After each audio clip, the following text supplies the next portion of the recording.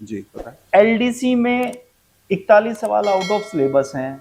कल हमने जयपुर में भी देखा, युवा एकत्रित हुए थे। आज आपने सोशल मीडिया पे भी एलडीसी को लेकर एक जानकारी साझा की है। आउट ऑफ सिलेबस सवालों को लेकर सर बोर्ड की ओर से क्या कदम उठाए जा रहे हैं? तो जैसे मैंने बताया, ट्वीट भी किया मैंने, कि जो परीक्षा का पेपर होता है उसको एक्सपर्ट्स ही बनाते हैं। जब एक्सपर्ट्स बनाते हैं उनको सिलेबस दिया जाता है, बताया जाता है कि जो बच्चे हैं कौन सी क्वालिफिकेशन वाले बच्चे हैं और किस पोस्ट के लिए वो एग्जाम दिया जा रहा है।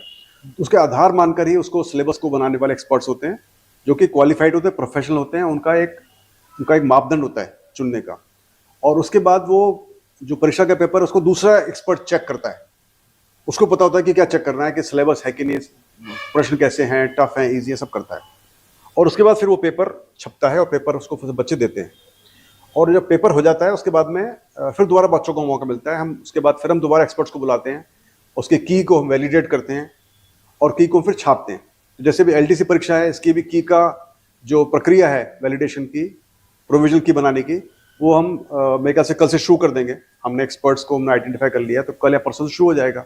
तो अगले हफ्ते 10 दिन के अंदर, 15 दिन में ये मुझे लगता है कि प्रक्रिया समाप्त हो जाएगी। और फिर हम इस की को छापेंगे, पब्लिश करेंगे, जो कि प्रोविजनल की होगी। और फिर उसमें अभ्यर्थियों को मौका होगा बताने का कि भाई ये फलाना सवालों को लगता है कि ये आउट ऑफ सिलेबस है या जो भी है। तो फिर उसको फिर अब जब वो ऑब्जेक्शन करेंगे उसको फिर दोबारा नेक्स्ट सेट ऑफ एक्सपर्ट्स के सामने पेश करेंगे। और नेक्स्ट सेट ऑफ एक्सपर्ट्स हर एक ऑब्जेक्शन को जांच करते हैं, एक एक ऑब्जेक्शन को जांच करते हैं और उसके बाद निर्णय लेते हैं। जहाँ तक सवाल आउट ऑफ सिलेबस का है, हो सकता है कोई सवाल आउट ऑफ सिलेबस हो, और हम उसके लिए ये नहीं करेंगे, इसको डिलीट नहीं करेंगे। यदि एक्सपर्ट्स बोलेंगे हमको एक्सपर्ट्स की बात माननी होती है। हम अपने हिसाब से कोई डिसाइड नहीं कर सकते कि ये क्वेश्चन सही है, गलत है, आउट ऑफ सिलेबस है, मल्टीपल आंसर है। जैसा एक्सपर्ट्स बोलते हैं उनको ऑब्जेक्शन पता पड़ता है, फिर उस पर डिसीजन लेते हैं। सिर्फ मेरा अपना व्यक्तिगत राय मैंने जाहिर की थी कि सिर्फ यदि सिलेबस ही एक मापदंड होता किसी भी परीक्षा में के लिए, नौकरी के लिए चुनने के लिए, तो फिर अपन क्वालिफिकेशन को एक मापदंड नहीं बनाते। आरएस एग्जाम है, उसके अंदर बोल देते ये सिलेबस है, जो बच्चा पास हो जाता है, चाहे वो बच्चा 5वीं पास हो, चाहे वो 10वीं पास हो, चाहे जो भी पास हो, उसके हिसाब से उसको आरएस बना सकते थे।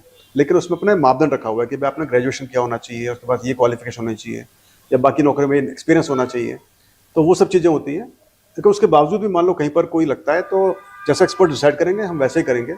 इसमें हमारा कोई भी इंटरफेरेंस नहीं होता है। तो आप बेफिक्र रहें। यदि आपको लगता है 41 प्रश्न, क्योंकि हम ऐसे प्रकरण कई बार आ चुके हैं, ये पहली बार नहीं है। मैं अब पिछले मेरे खुद के एक्सपीरियंस में करीबन 10 या 12 एग्जाम हो चुके हैं, जिसके अंदर कि हमने ये चेक कराया। और हमेशा कुछ ना कुछ सवाल इस तरह के आते हैं जब बच्चे बोलते हैं कि आउट ऑफ सिलेबस है।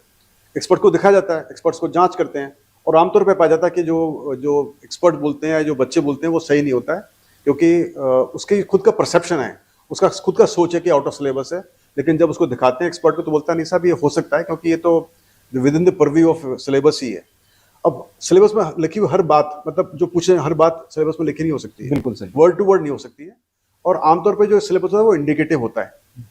तो हम भी प्रयास कर रहे हैं कि आगे से जब भी सिलेबस बने वो उसका ध्यान और ज़्यादा स्पेशल तौर पर रखा जाए, ताकि आगे वाली परीक्षाओं में ऐसी परेशानी ना हो। सर